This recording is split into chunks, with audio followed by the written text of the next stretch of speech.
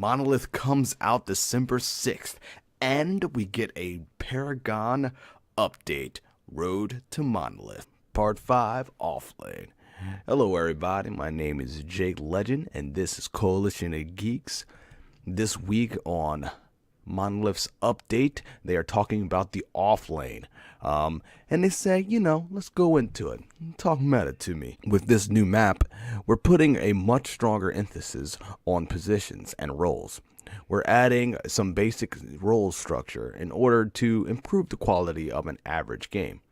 We want each position to be unique, with different gameplay styles and objectives. None of these positions are written in stone, but the map has been designed with these basic positions in mind. Providing a framework for players to be successful on a new map should lead to a better understanding of the game at an individual and team level. On paper, this might seem like an unfair or unfun lane to play as it will likely be 2 versus 1 scenario. We've spent a bunch of time and energy making sure that the off lane is a fun and unique role that players will enjoy. Yeah, see, the off lane, it's much shorter than the safe lane, obviously, but it comes with a lot of responsibility, it seems. You think about it, it's the closest to the inhibitor.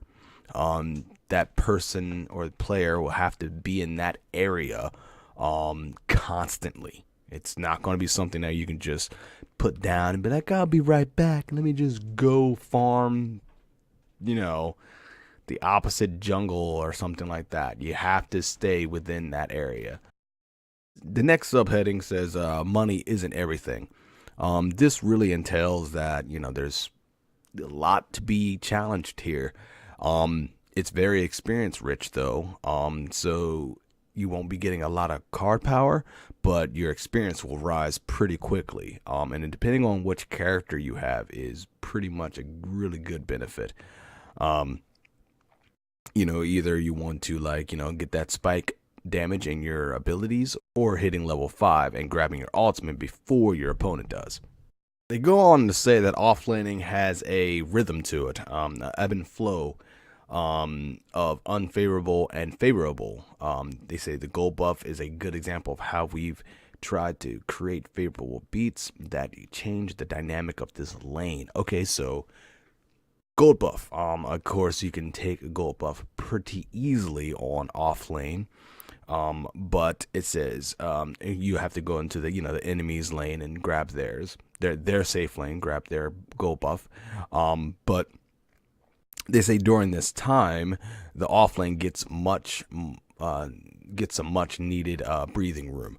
So you can create scenarios to where you're not as intensely backed up to your tower and just constantly defending and not getting much CP, but just getting mostly XP. Knowing that though, getting that gold buff will provide that relief that you will need, and also CP, guys. It says while the support duo is fighting the gold buff, the tables are turned. They are vulnerable to ganks, harassment, or even an offlaner stealing the gold buff right in front of them. Yeah, so as they're doing their thing, as they're taking gold buff, we can go in as they're taking it and just get that last hit and pick up that orb, and boom, there you go, gold buff taken. I think that's going to definitely provide some really cool gameplay scenarios for offlane. On the flip side, though, for offlane, the unfavorable beats, as they call it, they said the minion wave will likely end up way too close to the enemy tower. Kind of sucks. Staying in experience range will be really risky for the offlaner. During this time, they'll look to spend time elsewhere. Okay, so when you're really pushed up, go find something else to do, basically. They say it's a good time to look for ganks or help clear some of the weak side jungle camps. They say also to play off lane successfully is to stay within this rhythm and optimize your actions, regardless of the current state. So basically, no matter what's going on, you have to maintain this flow. If you mess it up, yeah, you can kind of go south and you'll probably lose towers. But to maintain it is key. They got a lot of emphasis on what you should be looking for, ganks, help clear some of the weak side jungle camps, grab the gold buff when you notice that the enemy team is nowhere to be found and they're probably over there grabbing the buff. You got to keep your eyes open in this lane. And this lane seems like it'd really, really come down to that player. So don't just take this lane lightly. Don't just say, hey, I'm going left or whatever. These lanes actually have a purpose now, and you have a role to fill. They go on to say, for an offlaner to live in this rhythm, they'll need a certain set of tools. A durable or slippery hero is recommended for the offlane position. Okay, so durable, any type of tanks, anybody that has long-lasting, survivability, Greystone, Sevarog, Steel. These are some of the people. And they also say slippery heroes. So, your Countess, your, I don't know, who's else is slippery? Gadget, maybe. But what you want to do is you want to pick your hero to that role. And they say durable heroes will be able to take more harassment in lane, while a slippery hero might bait enemies into taking unfavorable trades from minions or towers. And they say good heroes with good base damage on their abilities and high impact ultimates are a nice bonus. So, probably like your Bellicas and stuff like that. People that can last in lane, take out minions, and have devastating abilities.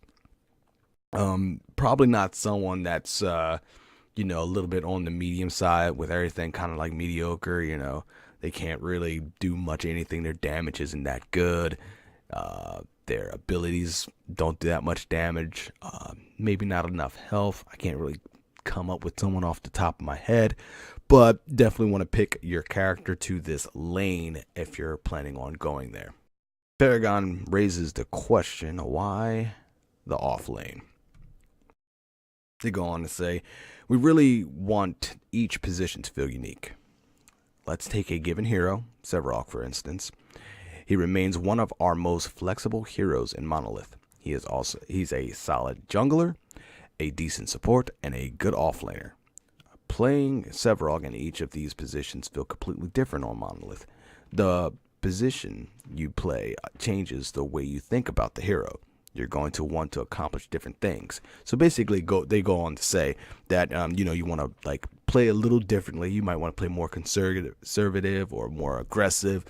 They say Sevarog has a couple different spots he's good at on this map. They say jungler, support, and a good offlaner. But they go on to say as well that you might want to pick your abilities in different ways.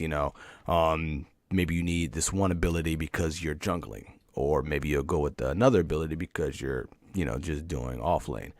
Either way, they say it switches it up very, very much, and they say we feel that having a strong and unique roles has added great layers of gameplay to Paragon, and that's what I'm really looking forward to.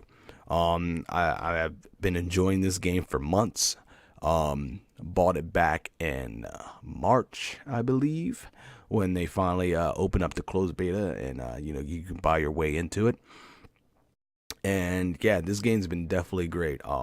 And the positions and having roles in this game, I feel, is very, very, very deep rooted in Paragon. They say for next week they're going to be looking at jungle. Alright guys, I hope you enjoyed this video, and I will see you in the next one.